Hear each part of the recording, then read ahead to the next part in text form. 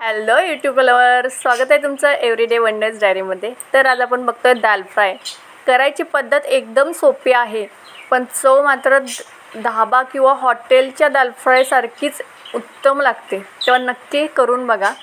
तर इथं अर्धा कप मी तुरीची डाळ घेतलेली आहे आणि 1/4 कप मुगाची डाळ घेतलेली आहे। मुगाच्या डाळीने टेक्स्चर उत्तम येतं या दाल फ्रायला। आणि ती कुकरमध्ये घालून 3 पट डाळीचे पाणी घातलेलं आहे। 1 तमालपत्र, 2 लवंगा, 1 वेलची, 1 चमचा हळद घातलेलं आहे, 1 चमचा तूप घातलेलं आहे, थोडंसं मीठ घातलेलं आहे। आणि हे आता मीडियम गॅसवरती आपण याला जास्तीत जास्त 2 शिट्ट्या द्यायच्या आहेत, किंवा दुसरी शिट्टी व्हायच्या आत जरी गॅस बंद केला तरी चालेल। आणि इकडे आपण तोपर्यंत मसाला करून घेऊया। इथं मी 3 ते 4 चमचे तेल घातलेलं आहे आणि 1 चमचा तूप घालून घेतलेला आहे। त्याच्यामध्ये तेल गरम झालं की मग त्याच्यामध्ये 1 चमचा जिरे घातले आणि 2 चमचे कुटून धने घातलेले आहेत। कढीपत्ता बारीक चिरून घातलेला आहे आणि 3 ते 4 पाकळ्या लसूण या ठेचून घालून घेतलेले आहेत। कढीपत्ता बारीकच चिरून घालायचा आहे, म्हणजे त्याचा फ्लेवर छान उतरतो या तडक्यामध्ये। त्याच्यानंतर अर्धा चमचा हिंग घालायचे आहे आणि हे एक अर्धा मिनिट परतून परत एक मोठा बारीक चिरून कांदा घालायचा आहे। कांदा चांगला गोल्डन ब्राऊन होईपर्यंत परतून घ्यायचा आहे।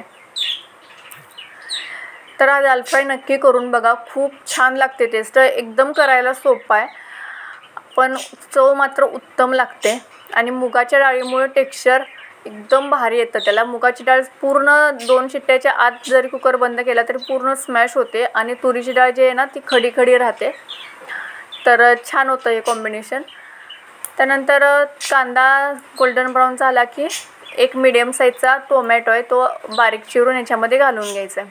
आणि टोमॅटो एक अर्धा मिनिट परतून नंतर आवडीप्रमाणे लाल तिखट घालायचं आहे। मी तर 2 चमचे वापरलेलं आहे लाल तिखट।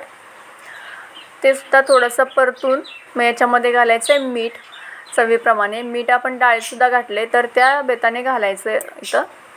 त्यानंतर घालायचं आहे 2 लाल मिरच्या।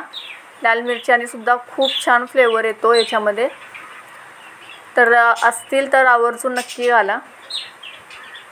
त्यानंतर हे झाकून 3 ते 4 मिनटं छान याला शिजून द्यायचं आहे, म्हणजे पूर्ण ह्याच्यात घातलेल्या मसाल्यांचा फ्लेवर याच्यामध्ये छान उतरेल आणि टोमॅटोसुद्धा मऊ होतील छान।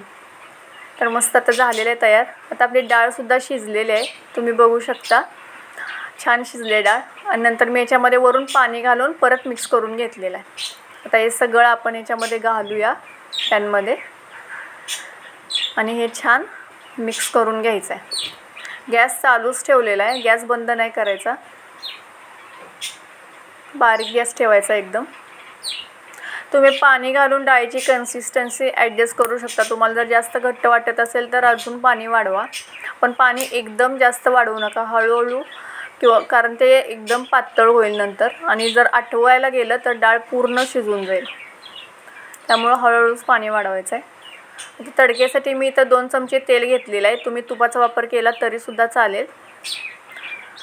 त्यानंतर अर्धा चमचे जिरे घातल्यात। जिरे थोडेच घालायचे कारण आपण आधीसुद्धा मसाल्यामध्ये वापरलेले आहेत। 1 चमचा ओवा घातला। त्यानंतर लसूण पाकळ्या 2 ते 3 बारीक चिरून घातले। लसूण चांगला लालसर झाला की मग त्याच्यामध्ये घालायचं आहे 2 चमचे कश्मीरी रेड चिली पावडर। मग तीसुद्धा एक अर्धा मिनिट खमंग भाजली की मग हा तडका आपण डाळीमध्ये घालून घ्यायचा आहे आणि छान मिक्स करून परत एक 2 मिनटं त्यात शिजून द्यायचं आहे आणि वरून कोथिंबीर घालायची आहे। मस्त आपला दाल तडका तयार आहे। कशी वाटली रेसिपी नक्की सांगा, लाईक करा, शेअर करा आणि सबस्क्राईब करा। थँक्यू।